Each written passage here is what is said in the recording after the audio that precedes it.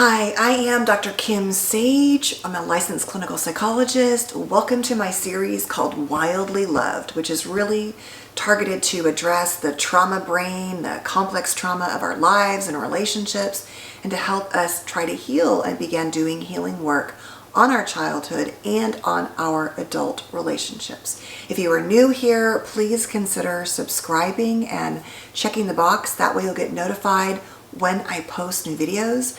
I'm hoping to post this series Monday through Friday and until it's done. And so I will do my best to keep my word for those things. Also, each video is really designed to create short, hopefully short, less than 10 minutes is my goal, to create little targeted nuggets of information around these issues for our lives, and to always end each video with some kind of like exercise or thought or journal question so that you can also apply it in your daily life. So welcome. Today's video is about the idea of deactivating our attachment needs as those occur often in childhoods that were emotionally unsafe. And oftentimes this language is directly related to avoidant attachment patterns where we were not able to get the majority or consistently our emotional needs met, where parents minimized negative emotions like anger and crying and reinforced things like being the good child and playing alone in our room or playing quietly and really not having needs. We were, supposed to do that, not be needy. And it also occurs, I believe, in emotionally unsafe families where certainly there's childhood emotional neglect, which would be even at a higher end of that avoidant dynamic, where there was never any attention to any of our needs. I have definitely seen families where parents just did not ask, how was your day? How are you doing? If a child cried, they were sent to their room. And this has made me really rethink the timeout dynamic. And I know we're parenting right now, parenting practices are evolving even from when I have raised my kids when they were little. And if you think about a lot of this, go to your room if you're upset and time out, you're basically asking a child to deal with their feelings alone, without connection, to remove themselves and to go away from you when they are feeling the most dysregulated. And so food for thought. I'm curious what you all think, but I think that there's a place for teaching us to self-regulate, but I think overarchingly, it's sort of like what we're doing is saying, take your negative crying emotions and go somewhere else. And so what happens is we have learned to deactivate and to not have needs. And by the way, I've also seen this in families where there was so much lack of emotional safety. The parents were mentally ill, ragey, yellers. And so a child learned to not have anything be expressed outwardly, which is what happens in avoidant, right? They kind of shut down on the outside. They look fine, but beneath the surface is this like tsunami often occurring. But they also had parents who were chaotic and unstable. And at the end of the day, they just don't bring themselves into relationships. They don't feel entitled to their needs, their wants, and their desires for many reasons.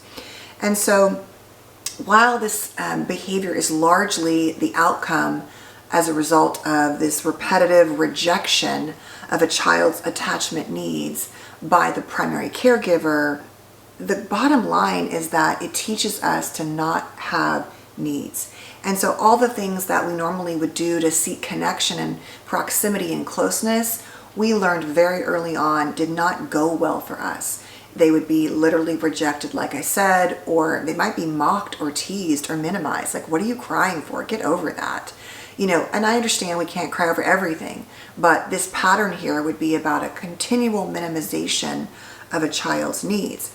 And so we learn to ask for and receive minimal care. And how does that play out? It often plays out, I think, in two main ways, like I said. One is in our adult lives, we don't know how to self-advocate. Actually, I'm going to add three ways. We don't know how to self-advocate, and so we don't ask for what we need, but we hold a lot of our resentments and wounds inside. And in avoidant attachment, people will do this and then one day just end the relationship. And it's the partner's like, but you never expressed, what you wanted or needed from me. But it's often too late. The second thing is we often become caretakers. And so we are really good kind of like that. And this kind of falls in the more anxious and disorganized, which has that mixed flavor of avoidant and anxious. But we become really good at focusing on what everyone else wants and rotating around their needs. And that's a great way to distract from ours. Or we can also be super isolators and not even want to engage in relationships. And then the last thing is, really this heart of it is we become compulsively self-reliant. And so that can be a good thing, right? The world says, oh, go climb Mount Kilimanjaro alone, go be autonomous and independent. And there is an absolutely, in some ways, it's sort of a toxic upside to having parents who make you compulsively self-reliant, because you can count on yourself.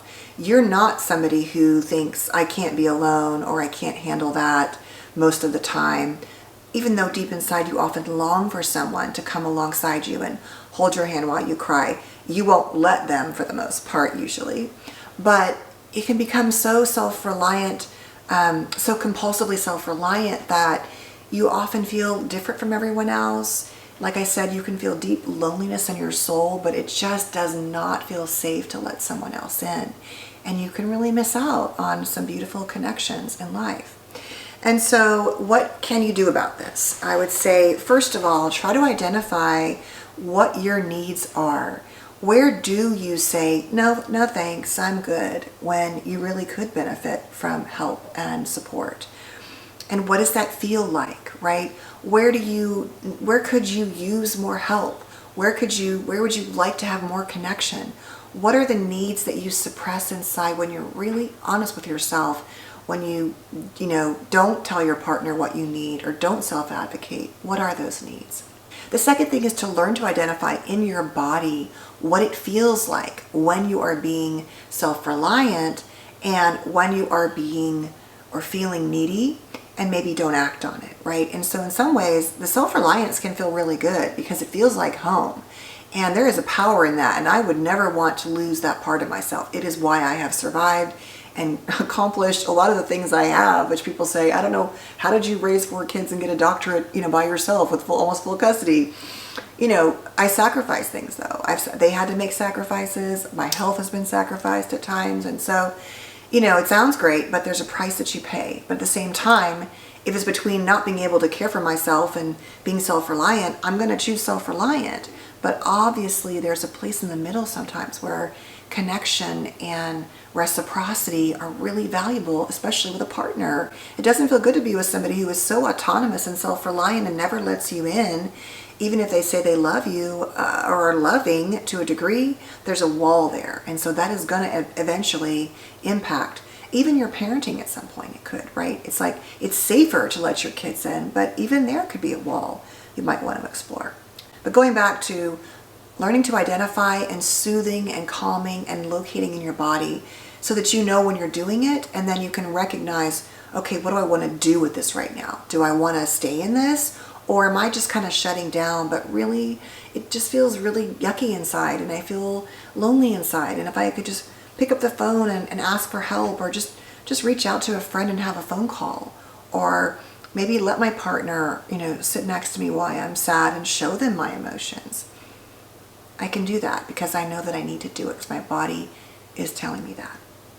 And lastly, as I've said, learning to bring yourself into your relationships, to challenge yourself, to ask for what you need, and to shift the places in your life where you are really not, you are focused on caretaking, or you're so shut down and everyone is asking you, begging you for connection, but you won't do it.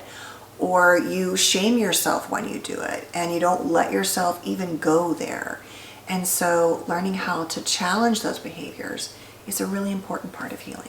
So I hope today's video was helpful. Thank you so much for watching. As I keep saying, please remember that you are so worthy of being wildly loved, even if you were loved in ways that were not even, considered to be loving behaviors. It is your job now to love on and heal your life. And it's not easy to just love yourself. You can't just do that by yourself. But there are ways to set up your life and things you can do to begin those healing steps with yourself and your relationships. Really quickly, if you're also just somehow new today, please check out my website. on drkimsage.com. There are some links and resources there to all of my favorite books and podcasts. There are a lot of amazing resources I provide on TikTok every day where I post this kind of mental health content. And lastly, please check out my free courses down below. There's a link and a checklist on assessing whether or not your parents may have been emotionally narcissistic, technically narcissistic or borderline or some type of immaturity. Courses on identifying childhood emotional abuse and neglect, and a course on learning to remother and heal that wounded inner child, and also heal the parent that is within you that talks to the inner child. So thanks for watching. I hope you guys have a beautiful day, and please stay safe and well.